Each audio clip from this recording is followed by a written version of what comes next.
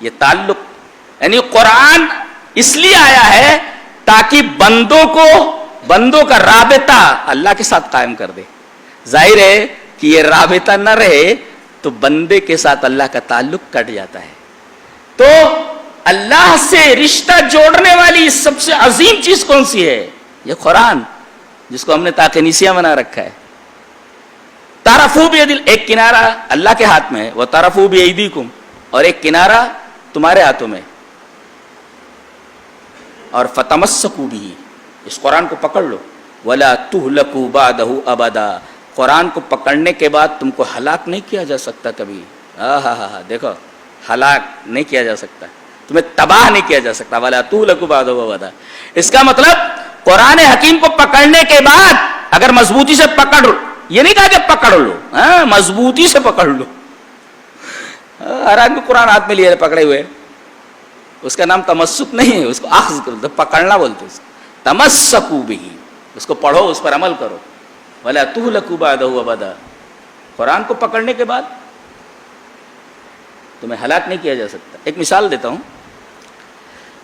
اب تو پانی گرم کرنے کے بہت سارے آلات آ گئے ہیں، سوفسٹیکیٹڈ، نئے نئے طرز کے، جدید انداز کے. پہلے کیا ہوتا تھا؟ لوہے کا ایک ٹکڑا ہوتا تھا، اس کو کیا کرتے تھے، اس لوہے کے ٹکڑے کے ساتھ کرنٹ جوڑ دیتے تھے، ایک وائر جوڑ دیتے تھے، اور ایک پن میں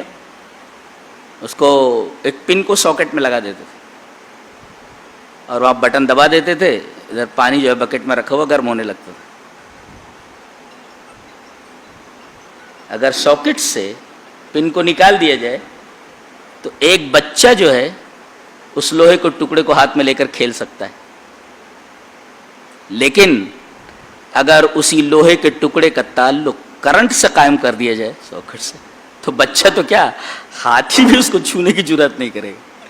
تعلق سمجھتے ہیں آپ؟ تعلق، کرنٹ کا حال یہ ہے. چاہے کہ اللہ تبارک و تعالیٰ سے آدمی کا ربط، مخلوق کا، بندے کا ربط ہو جائے، اس کو کون تباہ کر سکتا ہے؟ اور اگر کرنٹ سے تعلق لوہے کے ٹکڑے کا کٹ جائے تو ایک بچہ اس سے کھیل سکتا ہے.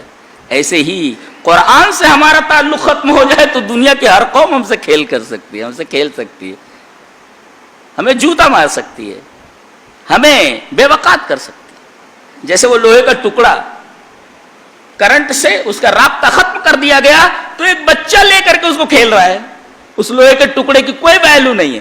لیکن اگر اسی کو کرنٹ سے جوڑ دیا گیا پھر بچہ تو کیا، ہاتھی بھی اس کے قریب نہیں آ سکتا ہے. یہ کرنٹ کا حال ہے. چاہے کہ بندے کا تعلق اللہ سے استوار ہو جائے، اور بندے کا تعلق اللہ سے استوار ہونے کا ایک ہی ذریعہ ہے، قرآن حکیم بتائے گا. اس لیے کہ اس کا ایک کنارہ اللہ کے ہاتھ میں ہے، دوسرا کنارہ تمہاری طرف. اب تم پکڑو اس کو، اگر تم پکڑ لیتے ہو مضبوطی اس کو، ولا تہلکوا بعدہ ابدا، اس کے بعد تم کبھی ہلاک نہیں ہو سکتے. دنیا کا کوئی بڑے سے بڑا شخص، بڑے سے بڑا صاحب اقتدار تم سے کھیل نہیں سکتا، تمہارا کچھ بگاڑ نہیں سکتا. قرآن کے ساتھ ہمارا کیا رویہ ہے وہ بھی واضح ہے. حضرت عمر نے کہا تھا، قال عمر اما نبیکم قد قال ان اللہ یرفع بہذا الکتاب اقواما ویضع بہ آخرین، رواہ مسلم فی کتاب صلاۃ المسافرین. حضرت عمر نے فرمایا، سنو، تمہارے نبی کہہ گئے ہیں اس قرآن کے ذریعے اللہ قوموں کو اٹھائے گا اور اسی قرآن کے ذریعے قوموں کو پست کر دے گا. قرآن کدھر سے آیا ہے؟ اوپر سے آیا ہے نا. اب قرآن کو پکڑو گے تو اوپر جاؤ گے، چھوڑ دو گے تو نیچے چلے جاؤ گے. ظاہر ہے قرآن اوپر سے نازل ہوا ہے، بولتے ہیں نا قرآن نازل ہوا ہے. نازل کا مطلب کیا؟ اوپر سے نیچے آنا. اب ظاہر ہے کہ اوپر سے آیا ہے، اس کو پکڑو گے تو اوپر جاؤ گے، چھوڑ دو گے تو نیچے جاؤ گے. اب چھوڑ دیے ہو، نیچے جاؤ. تم کو بلند کون کر سکتا ہے؟ ایک چیز تو یہ ہے، قرآن حکیم سے ہماری دوری، ہم قرآن حکیم سے بہت دور ہو گئے ہیں،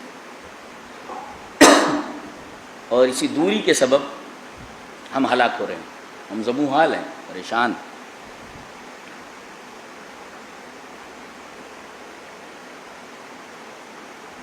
تیسری چیز، سنت سے دوری. سنت سے دوری. چلیے ایک آیت کریمہ پڑھ لیتے ہیں. اللہ نے فرمایا سورہ نور میں، بہت عجیب و غریب آیت ہے، غور سے سنو. ہے فَلْيَحْذَرِ الَّذِينَ يُخَالِفُونَ عَنْ أَمْرِهِ أَن تُصِيبَهُمْ فِتْنَةٌ أَوْ يُصِيبَهُمْ عَذَابٌ أَلِيمٌ.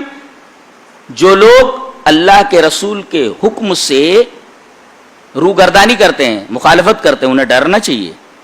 حذر جانتے ہیں کس کو بولتے ہیں؟ حذر عربی میں کہتے ہیں کسی خوفناک چیز سے بچنا. جیسے کہا جاتا ہے سانپ آ رہا ہو تو اس کے لیے ایک لفظ تحذیر جس کو بولتے ہیں، حذر، تحذیر. الحیہ الحیہ، سانپ سانپ، اس کے لیے آتا ہے تحذیر، اس کے لیے کلمہ تحذیر ہے، الحیہ الحیہ، سانپ سانپ. وہی لفظ یہاں استعمال کیے گا. فلیحذر الذین یخالفون. جیسے آدمی سانپ سے اور کسی خوفناک چیز سے ڈرتا ہے، آدمی کو چاہیے کہ رسول اللہ صلی اللہ علیہ وسلم کی مخالفت سے ایسے ہی ڈرے جیسے کسی خوفناک چیز سے ڈرتا ہے. ڈرتے ہیں ہم؟ کہاں ڈرتے؟ فلیحذر الذین یخالفون عن امرہ.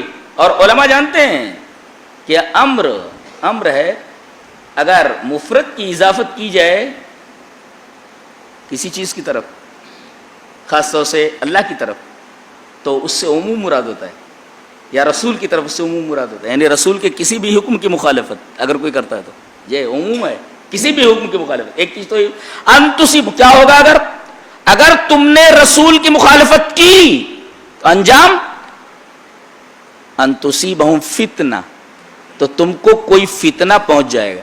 یہاں بھی دیکھیے ایک مفسر لکھتا ہے غیر مقیدۃ بنوع من الفتنہ.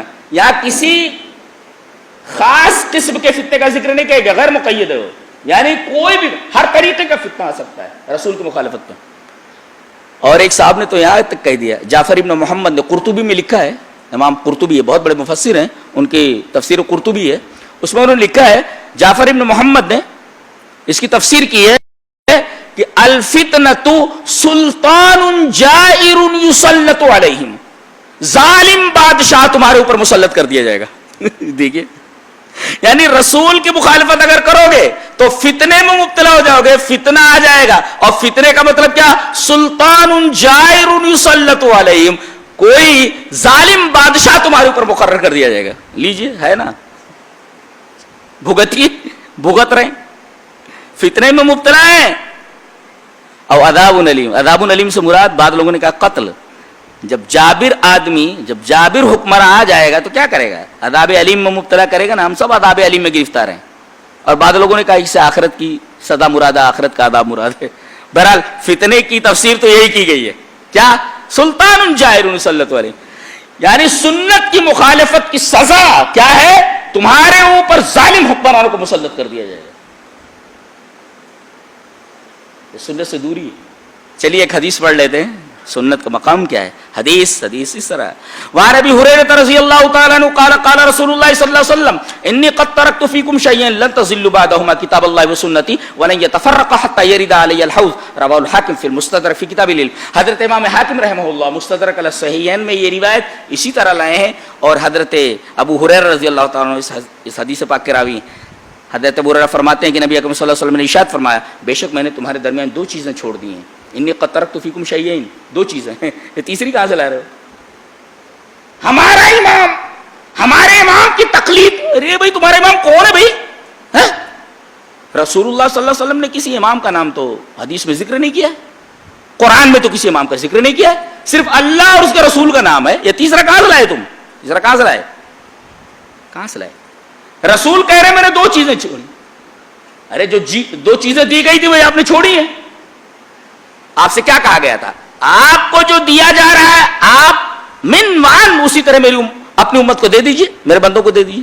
یا ایھا رسول بلغ ما انزل الیک من ربک، اے رسول تبلیغ کیجئے اس چیز کی جو تمہارے رب کی طرف سے تم کو دی گئی ہے. اب یہی چیز دونوں چیزیں دی گئی تھی. انی قد ترکت فیکم شیئین، دو چیزیں چھوڑ دی. ارے جو دو چیزیں ملی تھی وہی تو چھوڑ کے گئے ہیں. یعنی دیا جائے کچھ چھوڑ کے جائے کچھ، ایسا کیسے ہوتا ہے؟ نبی کو دو ہی چیزیں دی گئی تھی اور وہی دونوں چیزیں آپ چھوڑ کر کے گئے ہیں. انی قد ترکت فیکم شیئین، اور آپ نے فرمایا یہ دونوں چیزیں ایسی ہیں کہ اگر پکڑے رہو گے تو لن تضلوا بعدہما، ان دونوں کے بعد تم گمراہ نہیں ہو سکتے. کتاب اللہ، اللہ کی کتاب قرآن، و سنتی، اور میری سنت.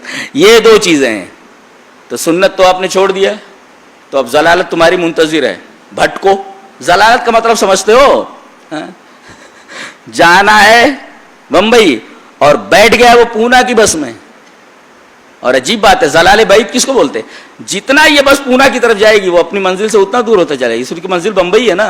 اللہ ہو، اسی کو کہتے ہیں ضلال بعید، دور کی گم رہی ہے. ایسا ہے. دور کی گھوم رہے سب لن تزلوا بعدہما